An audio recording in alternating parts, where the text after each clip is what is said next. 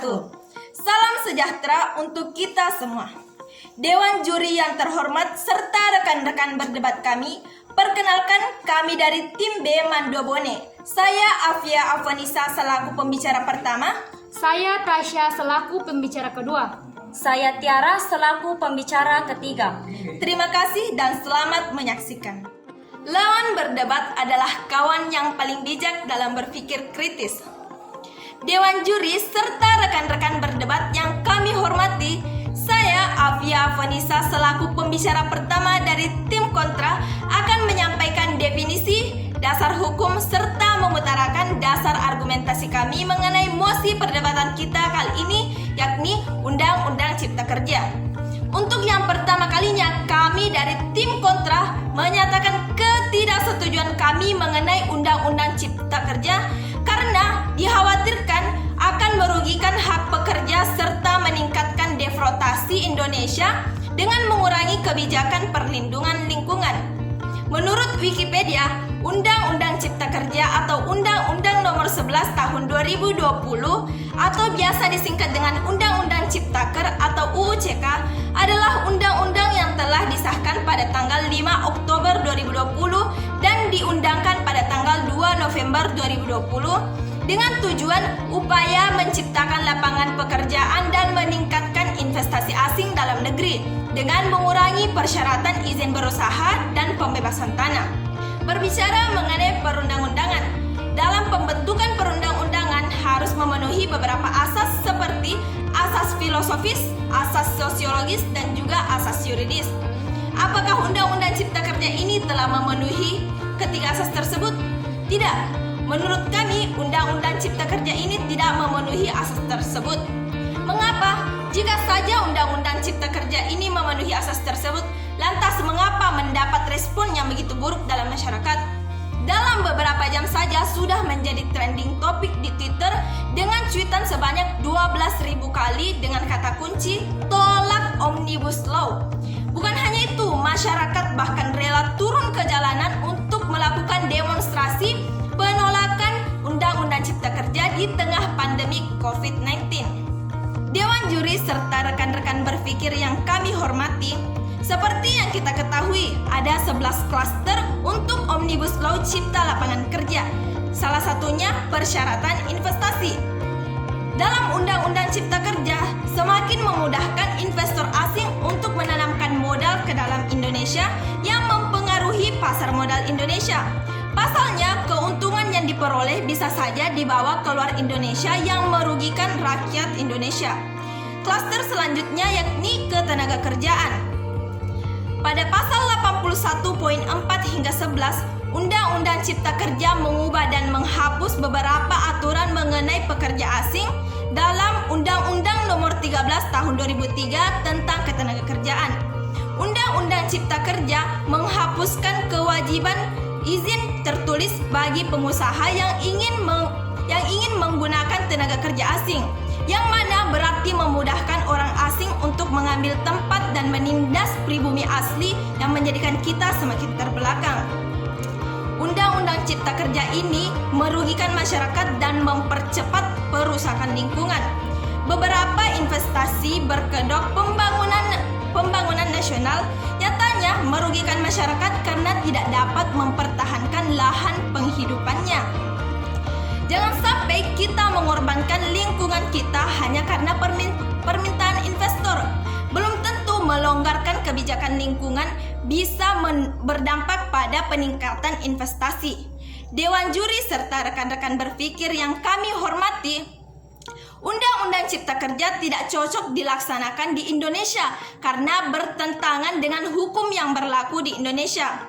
Undang-Undang Cipta Kerja awalnya diterapkan pada negara yang menganut sistem Anglo-Saxon, sedangkan Indonesia menganut sistem civil law, yang berarti tidak cocok diterapkan di Indonesia. Ini adalah argumen yang semakin menguatkan posisi kami sebagai tim kontra untuk tidak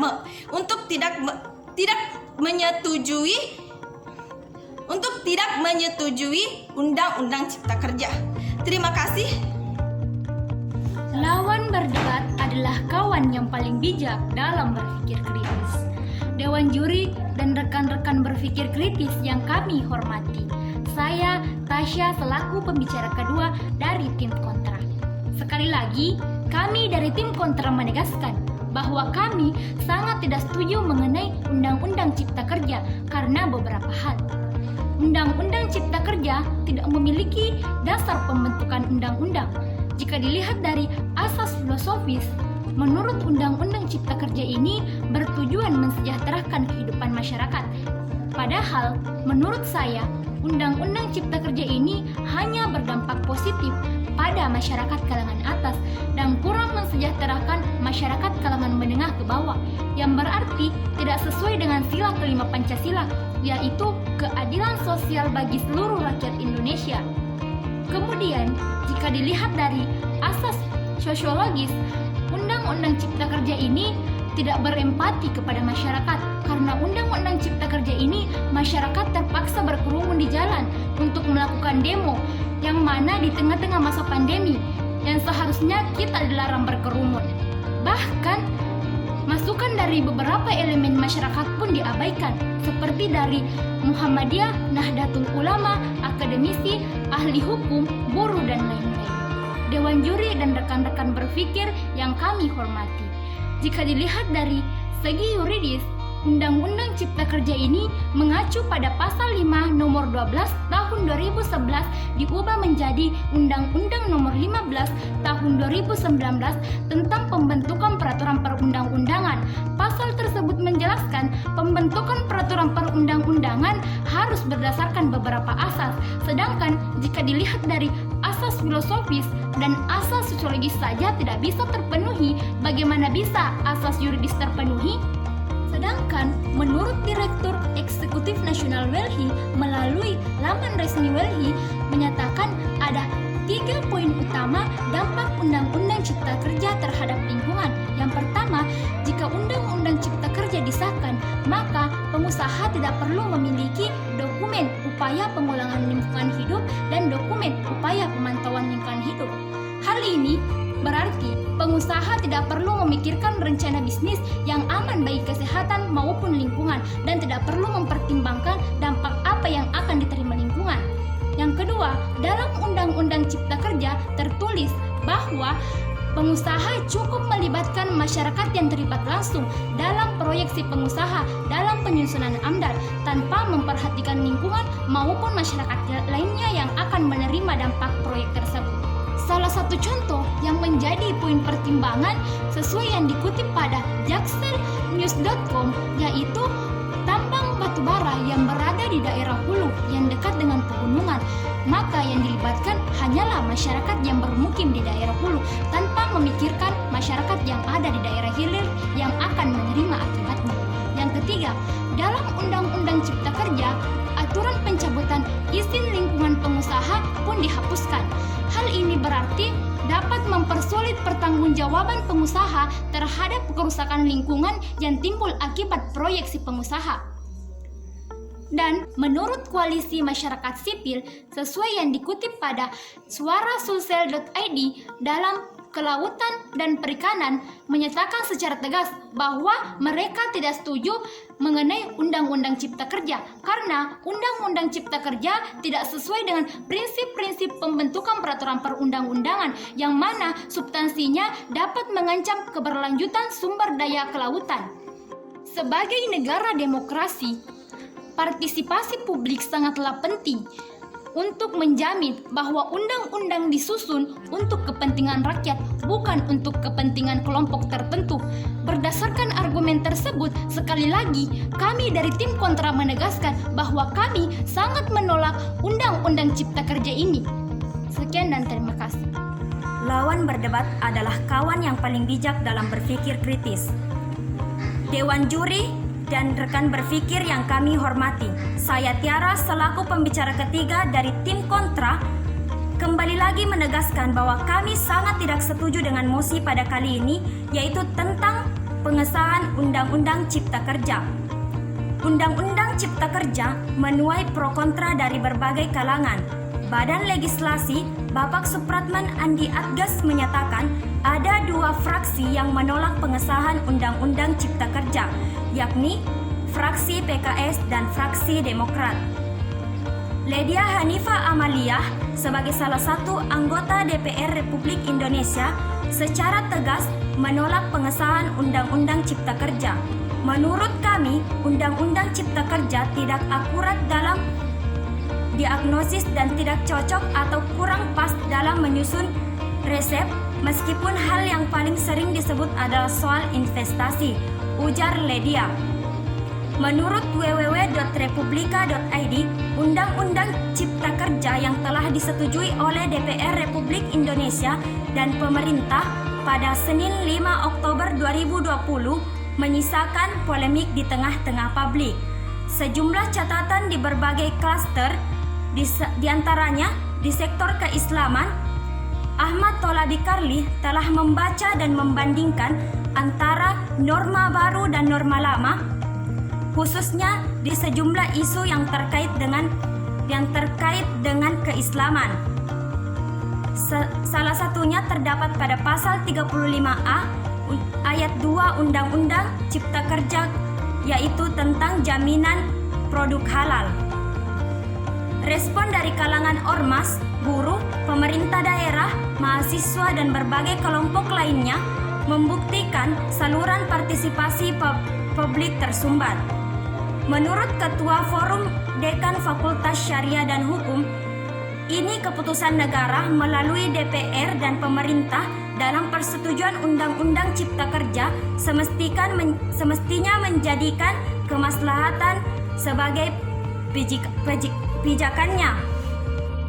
Adapun dampak merugikan Undang-Undang Cipta Kerja bagi pekerja di Indonesia sebagaimana dirangkum di cnnindonesia.com, yaitu yang pertama, pekerja terancam tidak menerima uang pesangon. Undang-Undang Cipta Kerja setidaknya menghapus 5 pasal mengenai pemberian uang pesangon. Imbasnya, para pekerja terancam tidak menerima uang pesangon apabila mereka mengundurkan diri, mengalami pemutusan hubungan kerja atau PHK, dan yang ketiga yaitu meninggal dunia. Salah satunya terdapat pada pasal 81.54 Undang-Undang Cipta Kerja menghapus pasal 165 Undang-Undang Ketenagakerjaan terkait dengan pemberian uang pesangon apabila terjadi PHK. Yang kedua, TKA lebih mudah masuk ke Indonesia.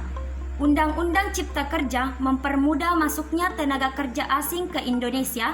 Hal ini dilakukan melalui pasal 81.4 hingga poin 11 Undang-Undang Cipta Kerja yang mengubah dan menghapus sejumlah aturan tentang pekerja asing dalam Undang-Undang Nomor 13 Tahun 2003 tentang Ketenagakerjaan. Yang ketiga, batasan maksimum 3 tahun kontrak untuk karyawan dihapus. Pemerintah mengubah dan menghapus sejumlah pasal dalam ketentuan terkait perjanjian kerja untuk waktu tertentu. Melalui Undang-Undang Cipta Kerja, salah satu poin yang menuai kontroversi adalah pemerintah menghilangkan batasan maksimal karyawan selama 3 tahun dalam Undang-Undang Cipta Kerja. Yang keempat, jam lembur, tambah dan cuti panjang dihilangkan.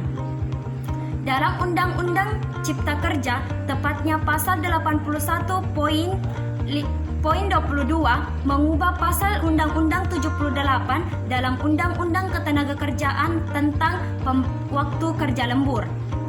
Dewan Juri dan rekan berpikir yang kami hormati, sekali lagi bahwa kami dari tim kontra menegaskan bahwa kami tidak setuju dengan mosi pada kali ini, yaitu tentang pengesahan Undang-Undang Cipta Kerja.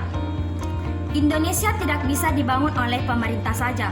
Indonesia harus dibangun berdasarkan sinergi pemerintah dengan sejumlah masyarakatnya.